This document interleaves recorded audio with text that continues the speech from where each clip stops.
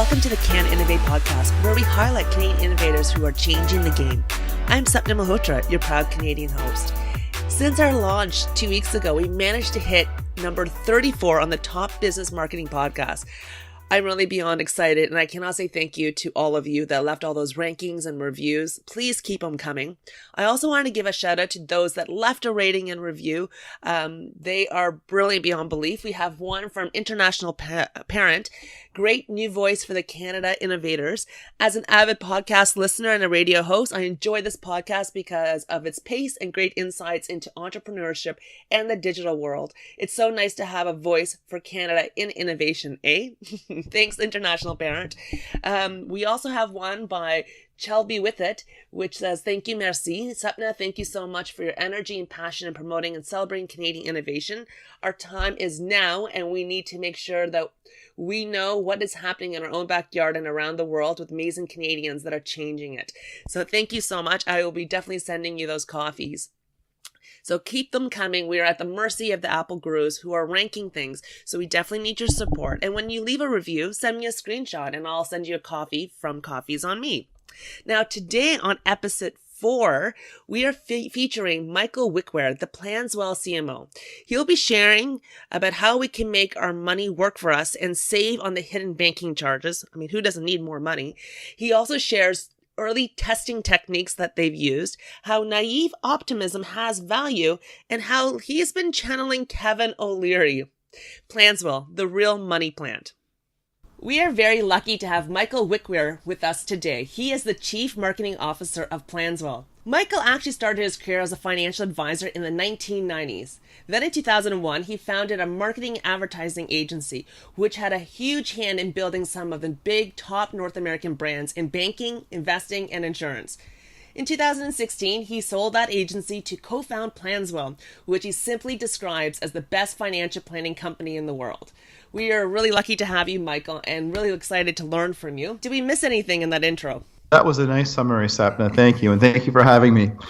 Excellent. So tell me, how did this idea about Planswell come about? Well, I guess when you were kind of introducing me there, you spoke about me having been a financial advisor in the 90s and having worked with lots of the big names in finance. It's during the first decade and a half of the century. So I had a lot of time working in the traditional financial services industry. And I mean, like a lot of people, I really started to sort of sense, change in the air kind of a few years ago, kind of post the financial crisis. There was sort of a new lens put on the financial services industry. And one of the projects that I got involved with that really opened my eyes was running my marketing agency. I helped launch the company Vanguard in Canada. And you may know, and your listeners may know, Vanguard is just about one of, I think, maybe the second largest asset manager in the world. And what they've been growing so rapidly doing is low-cost index investing, like ETF investments. So, I had this long track record working with the traditional industry. And for the first time, I sort of saw this opportunity to reduce the cost associated with investing. And that wasn't even a conversation before the financial crisis. But I think, the world changed and people started sort of looking at everything with a new critical eye. And, investment costs, arguably are the single biggest drag on investors' success in this world. It doesn't really matter whether you have an active or a passive investment. For the most part, when you average everything out, most people earn roughly the same rate of return at the end of the day. Even if you're in some sexy hedge fund, everyone's still really at the end of the day earning about the same amount minus the fees that you pay. So being able to reduce the fees gives a lot of people a leg up. I started to just look at things and think, well, what's the future going to be? And I got pretty interested in the idea of bringing low-cost investments together with the internet and realizing, a lot of what people are paying a lot of money to have financial advisors or mutual fund companies do for them, they could probably do a lot more simply, a lot cheaper on the internet. Sure enough, around probably 2011 or 12, the first Robo advisors started to appear on the scene. And I kind of saw a little niche where I personally was really interested in. I wanted to play. I thought, well, what about getting all of these people out there in the world who don't have easy means to invest and who are paying too much for investments, just enabling people to make small investment amounts, to make it really, really easy, take away the barriers for even people with small sums of money to take advantage of these new low-cost investment vehicles and do it themselves on the internet. And that kind of sounds like a robo-advisor. I had a little bit of a niche, to go even to not just low net worth investors, but people literally who maybe only have a few dollars to save here and there. Well, I was running into some challenges with that concept because the infrastructure of the investment industry, I think, has to change to bring costs even lower before that's practical. But I was kind of getting deep on this problem. How do we democratize investing? How do we get people who are not interested in investing interested in just starting to do it in a small way? And I was during the day, I was kind of helping to do marketing and promotion for traditional financial firms. At night, I was thinking, what's the disruption to this going to be? How could I maybe be part of a next wave that takes advantage of these new trends? And I was working pretty hard on that idea around the end of 2015 when I met Eric Arnold, who is the CEO here at Planswell. And he had similar thoughts. How do we take advantage of the internet to help more people be better off financially? But his idea was a little bit bigger and broader than mine. It was, well, it's not just about investing. There are actually other really important parts of your financial life, like, for example, having insurance in case something goes wrong. Also looking at borrowing. People are paying, just like they pay high mutual fund fees, they pay really high interest rates in many cases that they don't need to be. And if you start to look across a person's life, if you could bring their investment costs down by, this is not unrealistic, by the way, you could bring them down by 80%. If you could put some insurance in place so that, if the investing thing, maybe that's going to be just all a person needs, but what if something goes wrong? So some insurance should be there as a bit of a stopgap. And then what if we can bring down borrowing costs? It would be not unrealistic to save somebody a couple $100,000 in their lifetime if they're paying, top interest rates versus the lowest possible interest rates. What if we could bring all these things together and deliver all of that online? Well, that's a really big idea, and no one had really even attempted that idea. The robo-advisors had just nibbled at the first little bit of that idea, but nobody had really taken it to the full extent of a complete financial plan that sort of thought about all the major ways average people can get further ahead financially. So I kind of abandoned my idea and got on board with Eric and said, yeah, that's an even bigger idea. My idea is about helping, the uninitiated dabble in investing is something I think we could do someday at Planswell as well. It might be a feature someday on a much bigger product that does a lot more things for people than that. So we really joined forces in early 2016 and to make this vision a reality, and the rest is history. No, it's amazing because I found, for me, I've been lucky because my dad's been my mentor when it comes to financial, and he's always been my own kind of financial guru. And he taught me way back when about the high costs, the front end and the back end hidden costs that you don't know, even with just simple mutual funds. I was lucky that I had somebody like that to teach me those things. But how do the Canadians even know about that they actually have this? Is it people are more aware that there are all these hidden costs to every little thing they do? Yes. I mean, there has been some attention brought to this. I mean, legislation was passed here in Canada. The sort of latest leg of this, they've staged out some legislation over time, but sort of the big heavy legislation came in this past summer that, it's no longer okay to skim off a percentage of a client's money every year in fees and not really disclose that. It's just always flown under the radar. It's now compulsory and if you've got mutual funds that you've bought from a bank or a financial advisor, go look at your last annual statement. You'll see in dollars and cents expressed not just as a percentage, but in dollars. So it hits home a lot more what you've paid in fees over the prior period, over the year. And it's shocking. It'll be shocking for a lot of people to realize that you're paying, thousands of dollars in fees to your financial advisor. Now you've got to ask yourself, am I receiving value for that money? There are financial advisors who do a lot for their fees. There are many who don't do a whole lot for their fees. They didn't have to do much for those fees. It was a lot easier when those fees were kind of not talked about. Now there's been a light shone on them by the regulators. The media has picked this story up. And you actually see a tremendous, massive shift happening in the world of investment assets, both of just private individuals and of pension plans and big investors, moving from high-cost active investments where you're paying people to make investment decisions that, as I say, the research kind of shows at the end of the day, sometimes they're right, sometimes they're wrong. It all kind of nets out to be almost just being passive about your investments. Instead of trying to pick the best few stocks, just have one of everything and do it really cheaply. And money is moving en masse, by the billions into this new model. So there's an awareness out there. Among those who pay attention. Most people, I think, don't pay a whole lot of attention to the nuances of what's happening in the financial industry. Most people, I think a majority, have a sort of just do enough to get by and don't really get into the weeds attitude. I mean, we need to help those people too. No, I agree. Because I was going to say, I love your Planswell model because not only are you helping save money, you're giving advice, but you're also creating education and awareness for people to really understand something that banks may not have been so transparent about in the past. You go into the bank today and they always have all those financial advisors, but they're only advising on a certain set of portfolios. And what you're saying is that Planswell actually goes a little bit bigger than that. It's not just about investments, it's also about insurance. Is there any other product lines that are also part of Planswell? Yeah, we look at investments, we look at insurance, and we look at borrowing, in particular a mortgage. And yeah, you make a good point. I mean, something I would like to highlight here. If you go to the bank and you say, I've got $1,000, what should I do with it? I'd like to invest it in some of your mutual funds. The advisor at the bank generally will say that sounds great. Which fund. What they won't do, what they could do, but what they won't do, because their interests are not truly aligned with yours, is that they could look at your overall financial picture and say, well, I could put this $1,000 in a mutual fund for you, but it actually looks like you owe a few $1,000s on a credit card that we're charging you 20% for. That $1,000 should be used to pay off the credit card. Not to invest. That's the thing that would truly be in your best interest. Or take that a step further. They might look down and say, you want to buy a mutual fund, but you've got money on a credit card. It looks like you've also got a mortgage and equity in your home. We're charging you 20% on your credit card.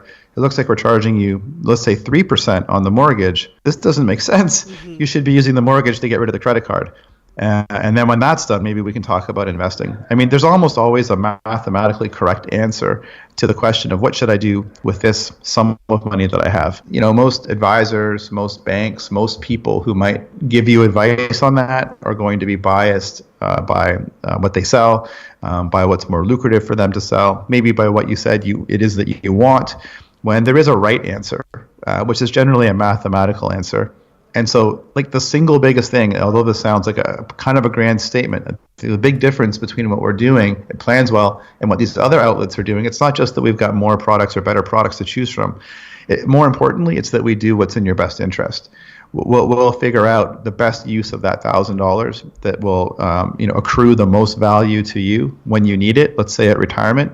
And we'll say that's what you should do. No, I was going to say, I think it's great because you came from the ground, right? So you were one of the ones that were always kind of being that financial advisor on behalf of an institution. So you understand the wider picture of things, of what you can and cannot say. And I think that breadth of knowledge really helps people kind of go, wait a minute, have I considered all the elements that I need to consider? I mean, because you also talk about RSPs as well. I was looking at the website, whether I should pay down my mortgage versus RSPs. So there's also information about that. So you can help with those decision points. Yes, that's right. And I think that's great because I never know how much money I need to retire. In my head, I never have enough because I have a shopping problem. But that, at least there's something I can actually have a model to play with that kind of gives me an idea of what is that I should be thinking about. So it sounds like Planswell has taken something really super overly complicated and made it really simplified for other people.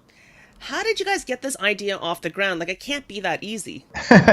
Yeah, it's been harder than it looks. That would be fair to say. I mean, when we, the early evidence that we had of that this need existed, and not just that it existed, but that people were out there looking for an answer, was by testing Facebook ads. We started running ads and saying, hey, do you want to figure out when you're going to retire?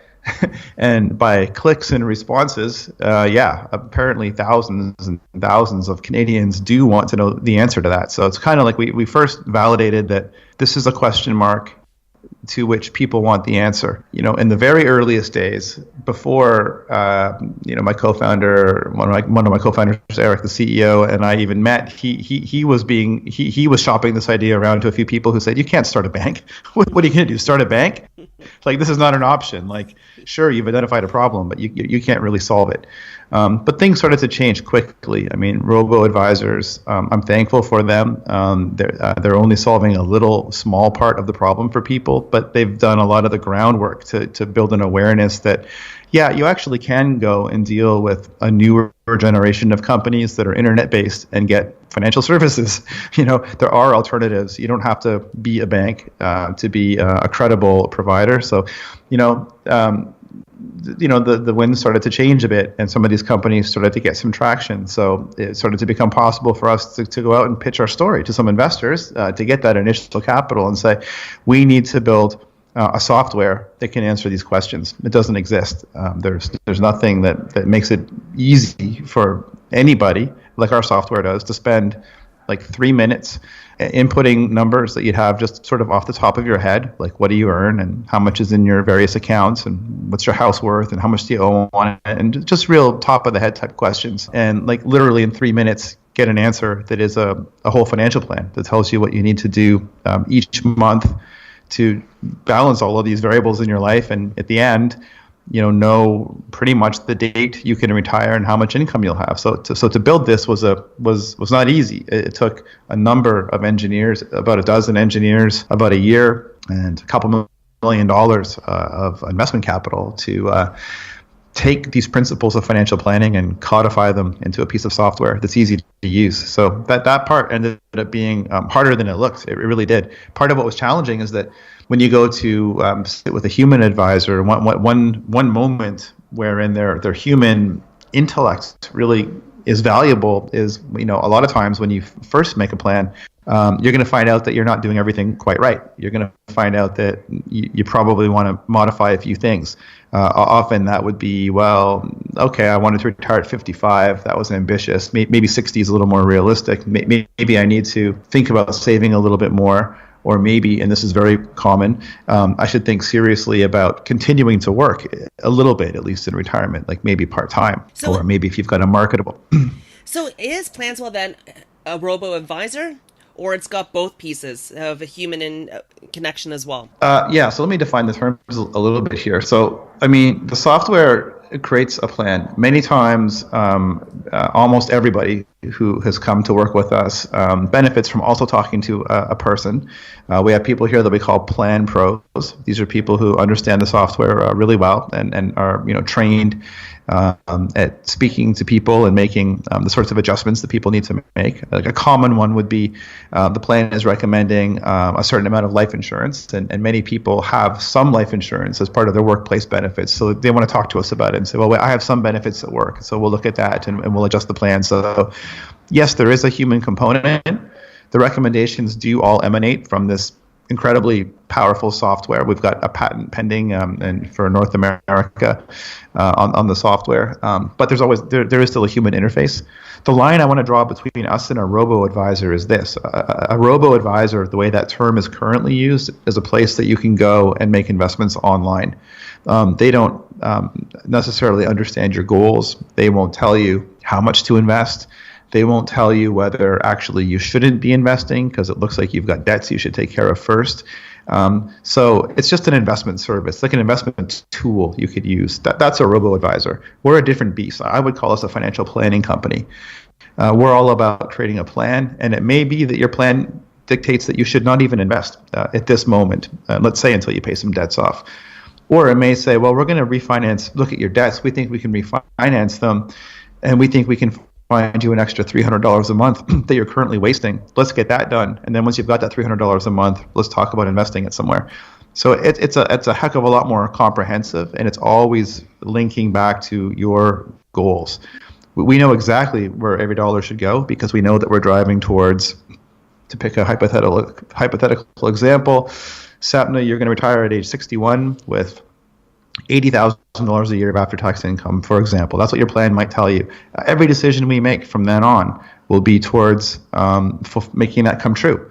And another important nuance is it will ask you every 6 months to spend maybe 2 minutes instead of 3, because we already have a lot of your basic information, but just 2 minutes updating things. Oh, you've had a significant raise. Okay, we'll take that into account.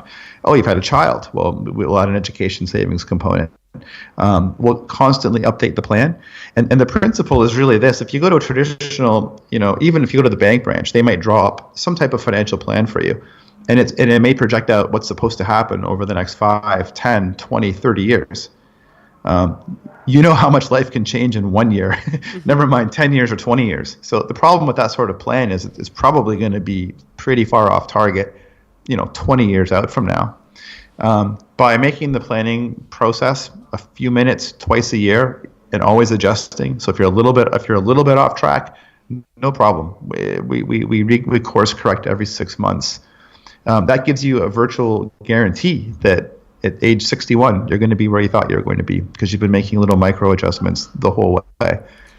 So it's a lot more of a process than you'd get from either a human financial advisor or a robo advisor. It really takes the best of both of those things and then adds layers of value to it that just haven't been available before. Mm-hmm. I'm glad that you clarified robo-advisor, because I find like this terminology has been overused and reused in many different contexts. What I love about this whole idea about the robo-advisor as a set of pre-qualifying questions to understand your goals.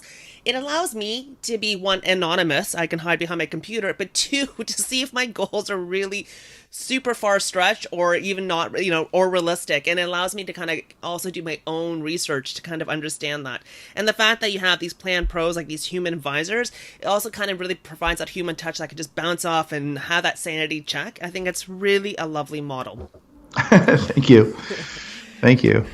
So now you kind of mentioned that it's patent pendings in North America. So does that mean you guys have plans to expand to the USA, or is that too early to ask?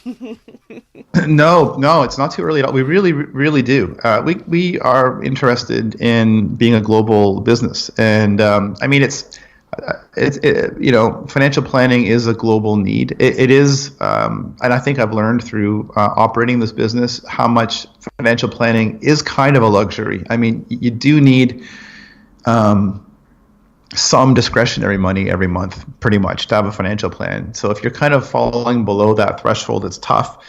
And so that means there are, certainly people in Canada who are not quite in, they're a little bit below the threshold to really get a financial plan. Outside of Canada, in the wider world, there are even more people in that category. I think it's a really interesting challenge to think about how we can make it possible for all people. So there's kind of a whole middle class world out there in the US and in Europe and in Asia that we would love to address.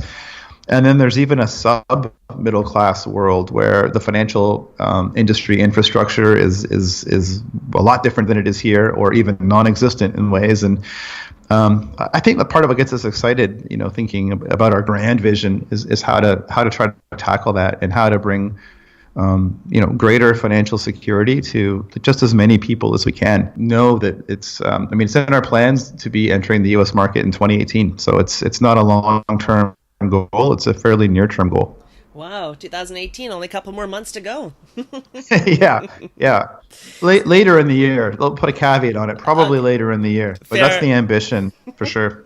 Fair enough. So I have another question for you. I noticed that there is a wait list. So demand must be high, and is there a way we can bypass that wait list, or how does this wait list work? Yeah. So demand is high. I didn't anticipate having a wait list as long as we have, but we've just dipped our toes into some pretty preliminary PR type stuff and seen the response, and so realized, okay, we need to be prepared to deal with it. We were on CBC radio several months ago for 5 or 6 minutes in the morning, and we had 400 people come to the website looking to make a financial plan. So we weren't ready to handle that. We've made our way to talk to all of those people at this point, but we need to be realistic, especially because we are operating somewhat of a hybrid model where there's human support. We need enough humans. We need to be able to make a great experience for everybody and not have it take 3 months to make your financial plan. So yeah, we've had to intentionally sort of throttle the amount of traffic that can come through. I will have a URL that your listeners can use to bypass the waitlist. Woohoo! Yeah. Maybe Sapna put that in the show notes because I don't definitely have that at my fingertips. Yeah. Don't worry, I'll be putting in my show notes and they'll be capitalized and bold. The other thing folks can do, I should put this out there as well, that this would allow you to go straight in and make a plan. You may have questions. You may want to talk to somebody. Talk to me. You can put my email address up in the notes as well. I'm michael@planswell.com. So if a listener wants to check in or get more information or talk about getting past the wait list, drop me a note. That's definitely going in the show notes for sure. I know I'm going to be using it. But can I ask another thing? I wanted to learn, because you know how this whole fintech scene is so hot, and being a startup venture out there, what else can we learn from you about some best practices or some lessons that you've learned, especially in the fintech space? Yeah, I've had a couple things that really I feel like I've learned through experience. And it's funny, I feel...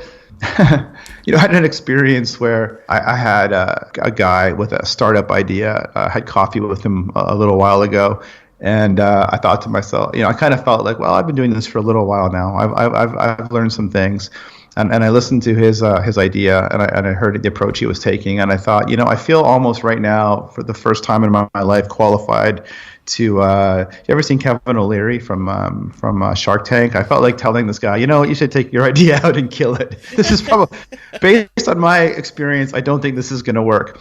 But then here's the truth of it. Like, naive optimism has value when you're going into this type of a situation. I've seen this diagram drawn, and I'm sure I should be crediting this to somebody. I don't exactly know where it comes from, but it basically talks about when you start a new venture, and it could be a small, like just a task that you're doing in your day, or it could be something grand, like I'm going to reinvent financial planning for the whole world. It could be any scale of a thing. And you start off in a state of uninformed optimism. You don't really know what it's going to take to achieve this. All you know is it's a really exciting vision. You're really into it. You want to do it. So you take off out of the gate, and you're just, like I say, you're not that well informed, but you're very optimistic. And you're working away, and you start to encounter challenges. You start to realize, oh, geez, fundraising can be hard. Hiring is kind of difficult. Oh, technology is kind of difficult. There are a lot of hurdles, and then you can start to get into a state of informed pessimism, where you're like, okay, now that I've learned a few things, this is really hard. I'm losing some steam, and then you might get into a phase that is called like a crisis of meaning, where you're like, why did I want to do this? Like, this is really difficult. I can rhyme off 10 reasons why this is probably going to fail. And then you've got to ask yourself, like, how much does this mean to me? Am I just going to give it up and drop it? Or am I going to forge ahead in a new phase of informed optimism, where I understand this is going to be hard. I understand the challenges in front of me, but I'm still optimistic and I still want to do it. So this is like a human nature, a way we deal with challenges, and I think, like, honestly, the period of uninformed optimism, that energy, that fire, it's kind of important. And I'm kind of glad that I didn't have too many voices telling me why this wasn't going to work, or I might have given up, or I might have not started. So being naive is kind of valuable. So I'll say that. I'll preface it with that, saying that if you really believe in the vision, absolutely go for it. But I will tell you two things that I think will greatly enhance your odds of success. And the first one is, I love the expression, fall in love with the problem, not the solution. So you very often will encounter a person, you probably do this yourself all the time. I know I do, where I see some little problem in the world, and then I think, hey, a solution to this would be blah, blah, blah. And from that moment on, you're just in love with the solution, and you start building a company to deliver that solution, whatever that is, delivering meals, making financial plans, a car service like Uber. I don't know what it is. You just start to run with the solution. When what you really ought to do is spend as much time as you can on the problem and validating that not just that it's a problem, but it's a problem that affects, a lot of people if you want it to be a successful business, and that it affects them sort of like acutely enough that they're willing to do things to fix it. They're willing to take an action, and they're willing to generally to pay money to solve the problem. So I think, it's really important to make sure it's not just enough to know that you're fixing a problem. You have to know it's a problem that people care about and that they're willing to pay to fix. You've got to talk to people. And closely related to that is if you got to know, if I have the solution, how am I going to reach people with it? What's my distribution going to be? Like I tell you at Planswell, we had Facebook campaigns that would generate hundreds or thousands, if we wanted, of leads of people who wanted financial plans before we had any ability to deliver a financial plan. We had really took the time to validate that, man, if we were able to deliver a financial plan, there are all these people out there who are we have a way to reach them, and they're expressing their interest. Another way we went about that was working on partnerships. There are entities out there that are really complementary to what we happen to be doing at Planswell. Let's just take, for example, if you're a company that prepares taxes for people, there are some online and offline tax preparers out there. Well, they've got like some of them have millions of customers, and they know all about their finances. They know in intimate detail what people's RRSP contribution limits are. It's like, wow, we're dealing with the same audience. We're dealing with a lot of the same data. Imagine if we could be aligned with one of these companies, how we could instantly maybe reach millions of people. So that type of legwork was happening before we wrote a single line of code, before we had a developer even on the team. It's like, what's the problem? Are people responding and willing to do things to solve that problem? Are there channels that we can reach as many of those people as possible? I think if you can't really articulate those two things, you probably shouldn't start investing money in building a business around it yet. I love that. Fall in love with the problem, not the solution. I've had so many clients that I've worked with, and I keep trying to get them to get into the mindset of test early and fail fast and then pivot, because they always are executing based on that solution. And I'm like, wait a minute, how do you know that people by the time you implement something, that problem may have shifted into something else and you don't even know? And so, yes, I love that saying, fall in love with the problem, not with the solution. Yeah, it's a good one. So the other thing I wanted to ask you, since you've already given us some good advice, was there any type of tools that you were able to leverage or you recommend that's either with the government or other institutions? There's all these innovation hubs and different things. Or is there anything that you kind of wish that you had on your startup journey? It's funny, these startup hubs, we've been serially rejected from them. We went to a pitching contest to win a prize that was partly sponsored by one of the big banks, and this was at the Ryerson incubator, Ryerson University incubator, I wasn't even sure we should have been trying to pitch for assistance from a bank. I think we want to stay independent, but we didn't win. And then we were also in the running to get space with a big incubator on Front Street here in Toronto, and they didn't take us either. It's funny, maybe we don't fit whatever the mold is of a startup they're looking for. That's fine. One thing that we have used very successfully is a program, and this is a huge blessing to companies like ours operating in Canada. It's a program. People call it SHRED. It's actually SR and ED, Scientific Research and Experimental Development.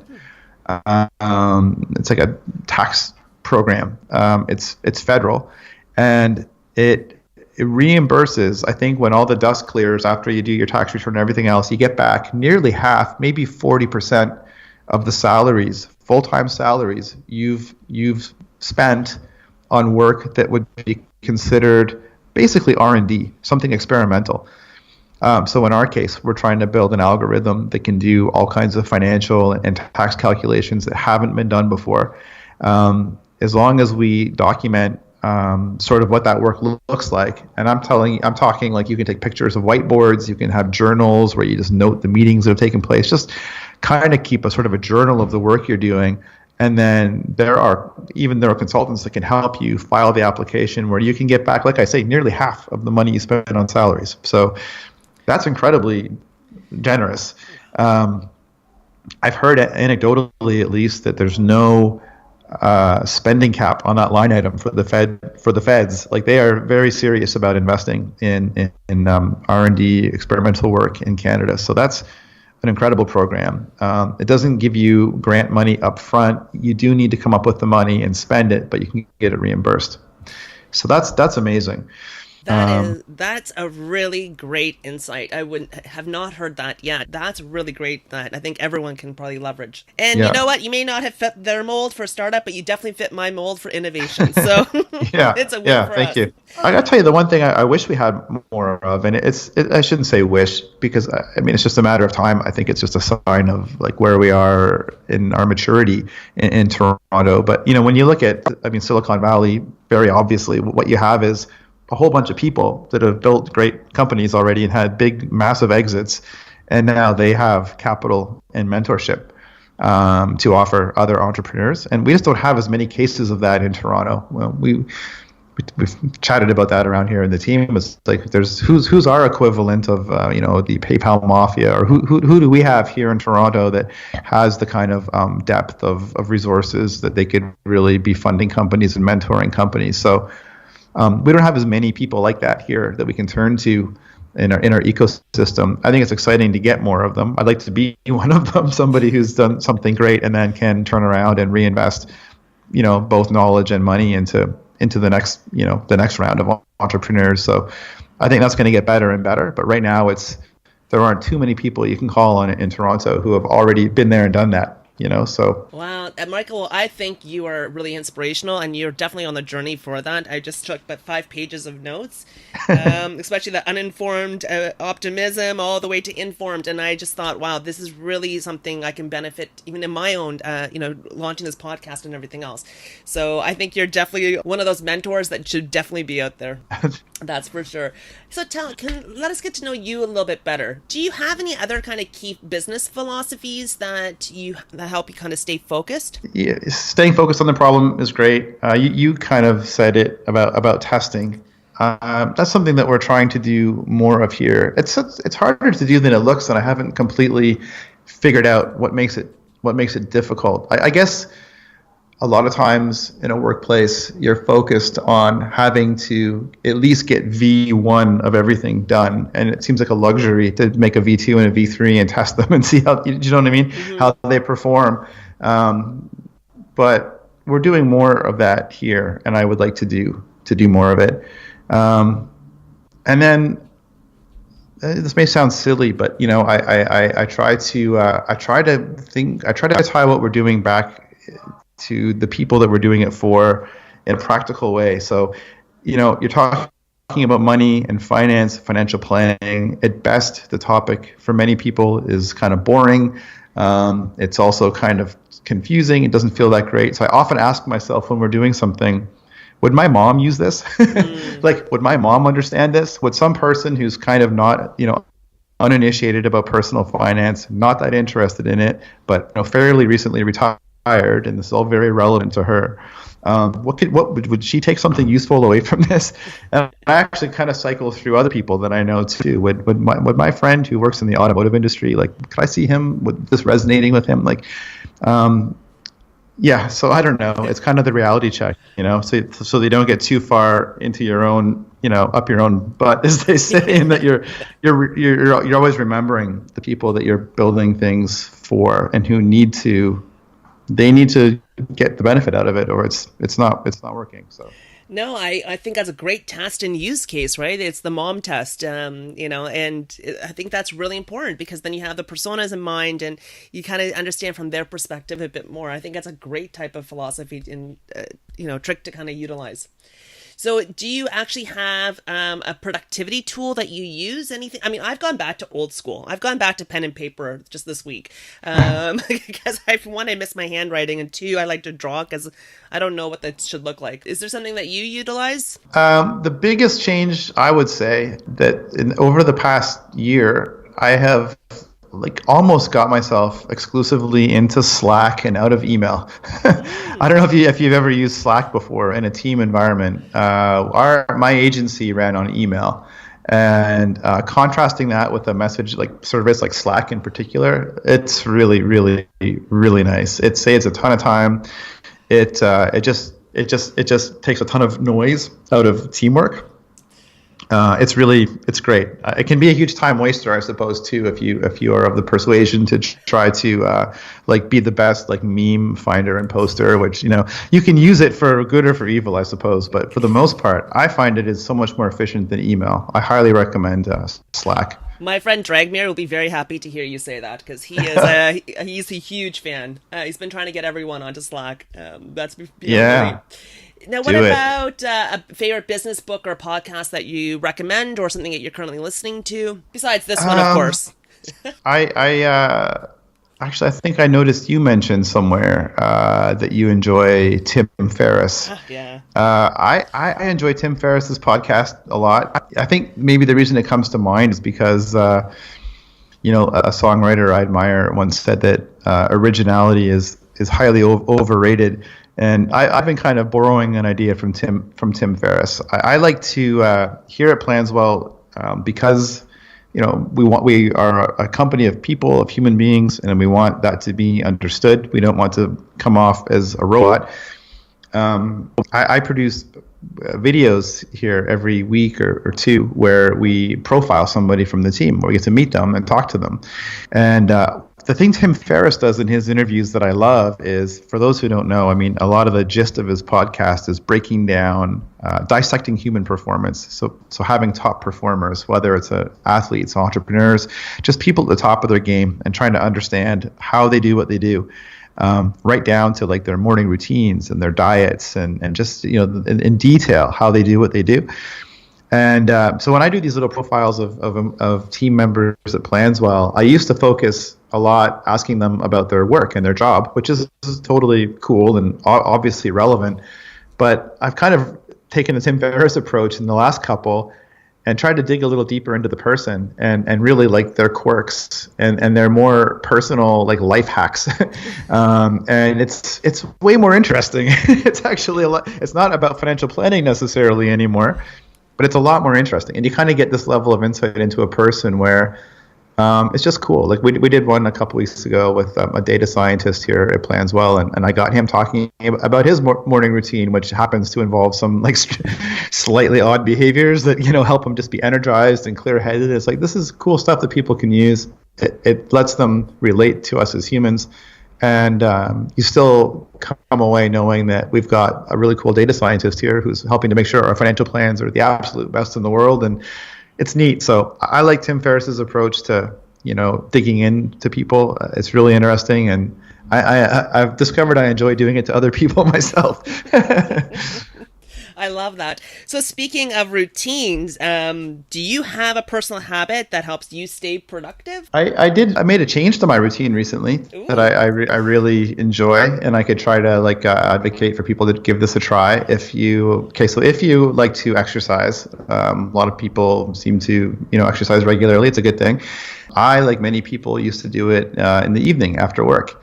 That kind of can create a dynamic where you're kind of, we've all got to try to balance our lives. If you're an entrepreneur, you're working a lot. If you've got a home life that matters to you at all, you're trying to squeeze some time in for that as well.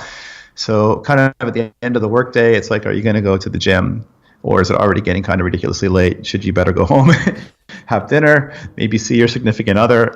So sometimes the gym can fall by the wayside, or it feels like a thing hanging over you during the day. Anyway, I switched to working out in the mornings. I switched to getting up earlier and getting it out of the way in the morning. And I've done this for periods in the past, and I don't know why I ever stopped. It's really, really good. it gets your day off to an amazing start. You feel, like energized, like you get to work, you're already like fully awake and invigorated, and you don't have to worry about going to the gym at the end of the day. You don't have to worry about, like, it's just done. It just took a mental load off me. Just makes the entire day better. So I don't know. I think it's the way to do it until further notice. If you're like my brother, I've talked to him about this, and he's just not ready to make that switch. But because it takes a little bit of adjustment. Obviously, you've got to shift your whole schedule back by an hour or whatever it's going to take. But I think it's highly worth it. I love that. I'm always looking for new, things to help me stay productive. Do you have a favorite Canadian hotspot, delight, or hideaway? Well. I've just discovered Tim Hortons pumpkin spice muffins right now, so I'm kind of addicted to that. So that's why I need to get up at 5:30 in the morning. Yeah, right, exactly. Pay your debt there. Especially if you're especially if you're listening as a non-Canadian. Now this is a little bit obscure because you have to drive about, I'm going to say 5 or 6 hours north of Toronto to get this. But there's a place, and my in-laws, by the way, are from like 10 hours north of the city. So if you're, imagine this, you're on a 10-hour car ride to visit your in-laws. You need something at hour 5 or 6.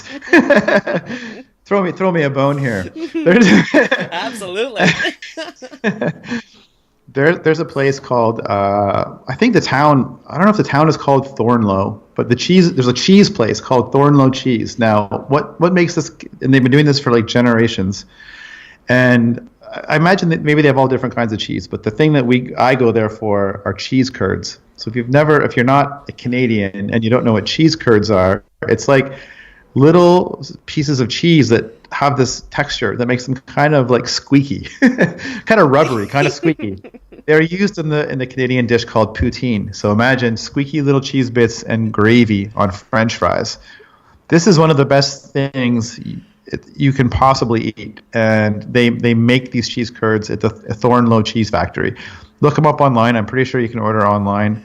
And these little cheese nuggets are just like heaven. So that's about as Canadian as it gets. And you can have poutine. They'll make you a grilled cheese sandwich. So how you eat the cheese is up to you, but it's out of this world. No, that's awesome. I had 2 friends from the UK coming to visit, and they were kind of really grossed out by the whole idea about poutine. After a couple of days, they were addicted to it. So you know what? I think that'll be another road trip next time they come to town. Funny. And finally, you mentioned that our listeners can connect with you via email. Is there any other ways they can connect with you, like Twitter or anything else? Yeah, ping me on email, or I'm on LinkedIn if you want to connect that way. That's kind of a pretty useful tool for business people.